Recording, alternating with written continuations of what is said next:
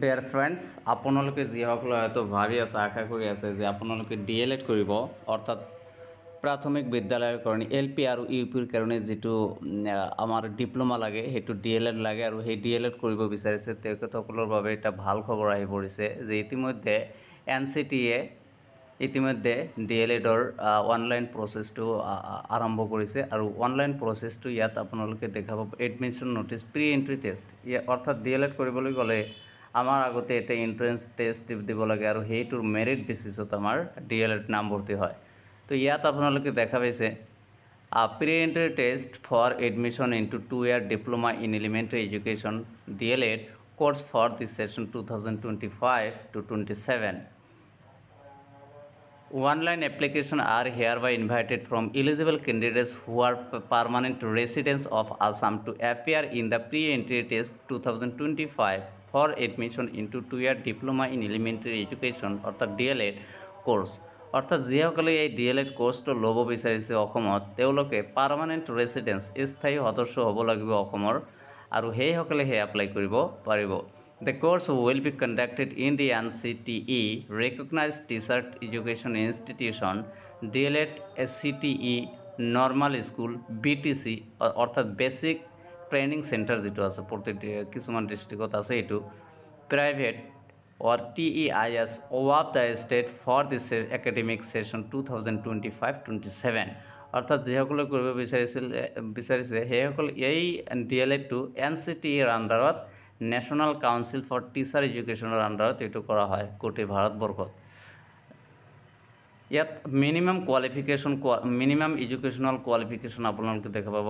The candidate must have passed higher secondary H S pass কৰিব লাগিব, higher secondary pass কৰিব লাগিব from recognised board council with at least 50% marks in aggregate excluding marks secured in the optional extra fourth subject.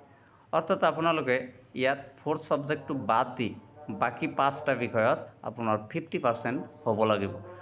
For candidates belonging to ST SC of plain ST hill area category there will be relaxation of 5% of marks in aggregate excluding marks secured in the optional extra 4 subject। অর্থাৎ 4 সাবজেক্টটো বাদ দি যেটো SC ST আৰু ST আছে তেখেতসকলৰ কাৰণে 5% ৰেহাই দিয়া হৈছে। অৰ্থাৎ if they secure 45 marks in the examination will be able to sit for the examination। যদি তেওঁলোকে 45% মাৰ্ক পায় তথাপিও তেওঁলোকে এক্সামত বহিব পাৰিব আৰু they are qualified for the examination, তেওঁলোকে পৰীক্ষাত বহিবৰ কাৰণে যোগ্য হয় 45% মাৰ্কছত। এজ লিমিটটো আছে দিয়া the candidate must not be less than 18 years 18 yearsৰ তলত হ'ব নালাগে and not more than 34 years 34 ইয়াৰতকৈ ঊৰ্ধত হ'ব নোৱাৰে এজ অন 1 জুলাই হিচাপত 1 জুলাই তাৰিখটো ধৰি 18 ইয়াৰ্ছৰ তলত হ'ব নোৱাৰিব আৰু 34 ইয়াৰ্ছকৈ ঊৰ্ধৰ হ'ব নোৱাৰিব যিসকলে এপ্লাই কৰিব বিচাৰে। There will be relaxation by 2 years in upper age limit for candidates belonging to SC ST plain ST hill categories আৰু যিসকল SC আৰু STৰ হয় তেওঁলোকৰ কাৰণে আপাৰ লিমিটটো 2 years ৰিলেক্সেশ্যন আছে। তাৰ অৰ্থাৎ তেওঁলোকে 36 ইয়াৰ্ছলৈকে তেওঁলোকে এক্সামত বহিব পাৰিব। Reservation of seats for the candidates belonging to reserved categories including OBC, MBC, SC, ST plain, ST hill, person with disability PWD, EWS will be as per reservation policy। তো reservation policy যেটো দিয়া আছে আমাৰ OBCৰ কাৰণে, MOBCৰ কাৰণে, SCৰ কাৰণে, STৰ কাৰণে, ST হিলছৰ কাৰণে আৰু PWD যিসকলৰ আছে তেওঁলোকৰ কাৰণে ইকনমিক্যালি উইকাৰ সেকশন যিসকল আছে EWS আৰ্থিকভাৱে দুৰ্বল যিসকল আছে তেওঁলোকৰ ক্ষেত্ৰত এইটো প্ৰযোজ্য হ'ব। How to apply? Candidates must submit their application form through online mode only by visiting the official website। ৱেবছাইটটো যেটো আছে তাত গৈ তেওঁলোকে এপ্লাই কৰিব পাৰিব, আপোনালোকে কৰিব পাৰিব। নো আদাৰ mode of application will be entertain. অৰ্থাৎ অনলাইনৰ বাহিৰে কোনো অফলাইন আবেদন গ্রহণ করানো হব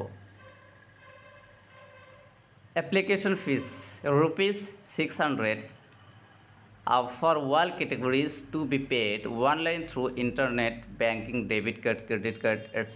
during submission of application form. Application form to submit কৰাৰ সময়ত 600 টকা সকলোৱে জমা কৰিব লাগিব। Admit card will have to download his or admit card from the website. ৱেবছাইটৰ পৰা আৰু পৰীক্ষাৰ আগতে এক্সামৰ আগতে এডমিট কাৰ্ড ডাউনলোড কৰিব লাগিব। আৰু revenue for pre-entry test, the venue for the pre-entry test 2025 will be allocated in the district selected by the candidate during submission of online application form, which will be indicated in the admit card of the candidates.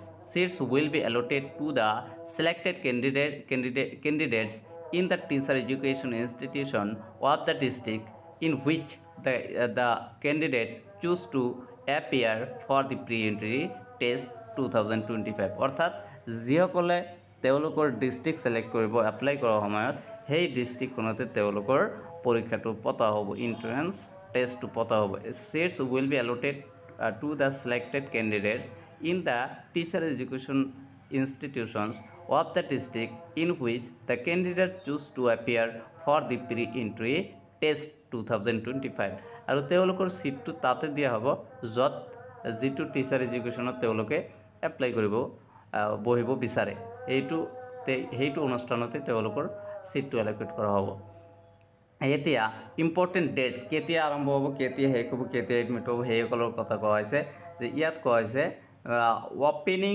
Of online submission of application অৰ্থাৎ আজি 18/5/2025 এইটো আৰম্ভ হৈছে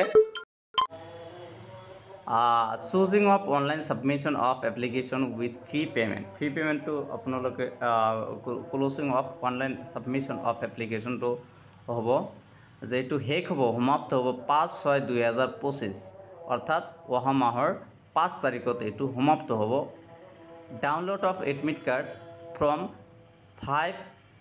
5th of June 2025 onwards 5-7 তাৰিখৰ পাছত admit কাৰ্ডটো download হ'ব date of entry test ডেটটো আছে কি 13 জুলাই